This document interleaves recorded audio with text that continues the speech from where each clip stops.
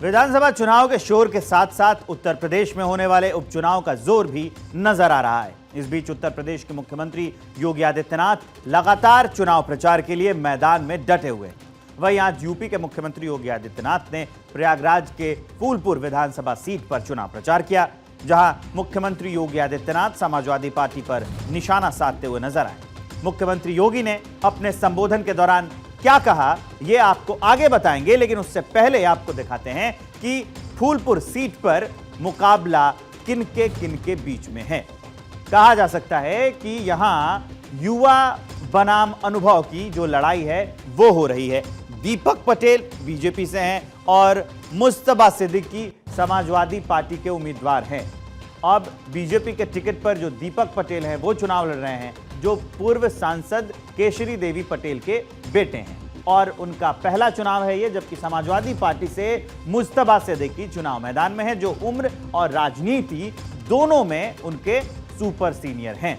तो ये मुकाबला भी जो है वो देखने को मिल रहा है। देखा जाए तो पिछले चुनाव में फूलपुर विधानसभा सीट से विधायक प्रवीण पटेल ने सांसदी जीती। अपनी विधानसभा सीट पर उन्होंने समाजवादी पार्टी को 29,705 वोटों से हराया। इस सीट पर पिछले 3 चुनाव में बीजेपी को 2 बार और समाजवादी पार्टी को 1 बार जीत मिली। वहीं बीजेपी अपना दबदबा कायम रखने की पूरी कोशिश कर रही है। दबदबा कायम रहेगा या नहीं रहेगा, यह जानने के लिए फूलपुर का सियासी समीकरण समझना बहुत जरूरी है, वो मैं आपको बताने जा रहा हूं। फूलपुर में 21 से 23% दलित आबादी है। यादव वोट 20% है, सवर्ण 10 से 12% हैं और जो मुसलमान हैं वो 14% हैं। तो ये जो आंकड़ा है ये भी काफी अहम है। सवर्णों के साथ साथ दलित वोटर्स को के साथ जो है यहां पर बीजेपी भगवा लहरा रही है, और इस बार भी बीजेपी के इरादे इस सीट पर जीत का सिलसिला कायम रखने का है। लिहाजा मुख्यमंत्री योगी आदित्यनाथ ने आज यहां जनसभा के जरिए विपक्ष पर हमला किया और बीजेपी सरकार के बहुत सारे फायदे भी गिनवाए। आपने पिछले 10 वर्ष में देश के अंदर और 7-7.5 वर्ष में उत्तर प्रदेश के अंदर देखा होगा, 56 लाख गरीबों का मकान मिला, कोई भेदभाव नहीं। 2.5 करोड़ से अधिक गरीबों के घर में शौचालय बने, कोई भेदभाव नहीं। लगभग 2 करोड़ गरीबों के घर में उज्ज्वला योजना का रसोई गैस का सिलेंडर पहुंचा, कोई भेदभाव नहीं। बहनों और भाइयों, 1 करोड़ 56 लाख गरीबों को फ्री में बिजली के कनेक्शन मिले, कोई भेदभाव नहीं। 14 लाख किसानों के बिजली के बिल, ट्यूबवेल के बिल माफ किए गए, कोई भेदभाव नहीं हुआ।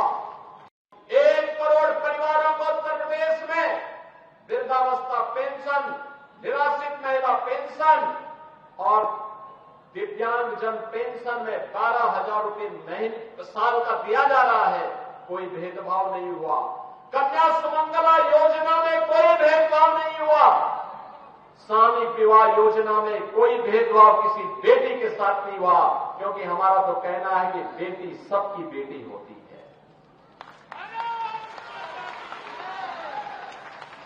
आयुष्मान भारत में 10 करोड़ उत्तर प्रदेश का नागरिक 5 लाख रुपए का स्वास्थ्य कवर प्राप्त करता है, कोई भेदभाव नहीं हुआ। हमने तो, मोदी जी ने तो एक ही बात सिखाई, सबका साथ और सबका विकास का। वहीं फूलपुर में जनसभा के बाद मुख्यमंत्री योगी आदित्यनाथ ने कानपुर की सिसमऊ सीट पर होने वाले उपचुनाव के लिए प्रचार किया।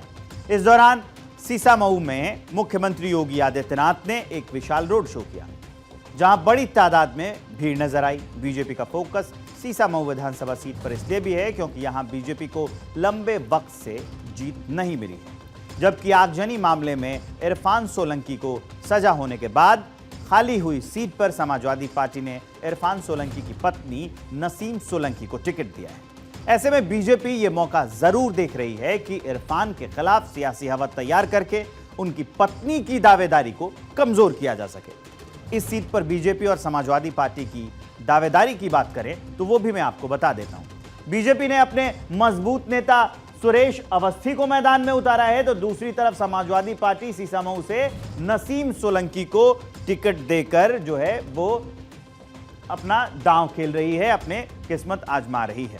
सिंपैथी वोट बटोरने की कोशिश जो है वो कर रही हैं।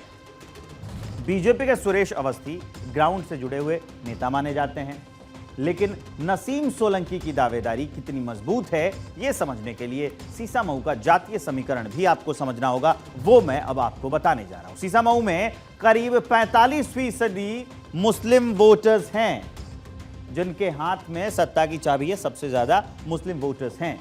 इसके साथ ही 25% सामान्य जनरल कैटेगरी के लोग हैं।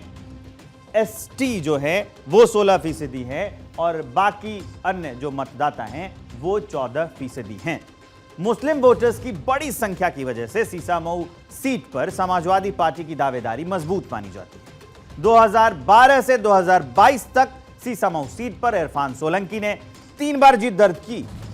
इसके पहले यहां 2 चुनाव में कांग्रेस की जीत हुई, जबकि पिछली जो बीजेपी थी 1993 में पिछली बार यहां पर कमल खिला सकी थी बीजेपी। इस बार भी बीजेपी के पास मौका है, लिहाजा सीसामऊ सीट पर जीत के लिए बीजेपी ने मुस्लिम वोटर्स को साधने की कोशिश की है और इस कोशिश के तहत बीजेपी ने 96 बूथों पर मुस्लिमों को बूथ अध्यक्ष बनाया है। वहीं सीसामऊ के बाद मुख्यमंत्री योगी आदित्यनाथ ने अलीगढ़ का दौरा किया, जहां रैली करते हुए सीएम योगी ने एक जनसभा की।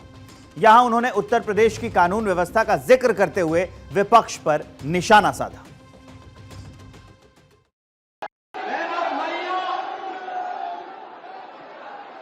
मैं आप सबसे यही कहने के लिए आया हूं, जो काम मुस्लिम लीग ने किया था वही काम आज समाजवादी पार्टी कर रही है। इसलिए इनके मंसूबों को हमें सफल नहीं होने देना है, कतई सफल नहीं होने देना है। याद करिए 2017 के पहले के उत्तर प्रदेश में यहां दंगा होता था, कर्फ्यू लगते थे, विकास के कार्य ठप पड़े हुए थे, बेटी और बहन की सुरक्षा खतरे में थी।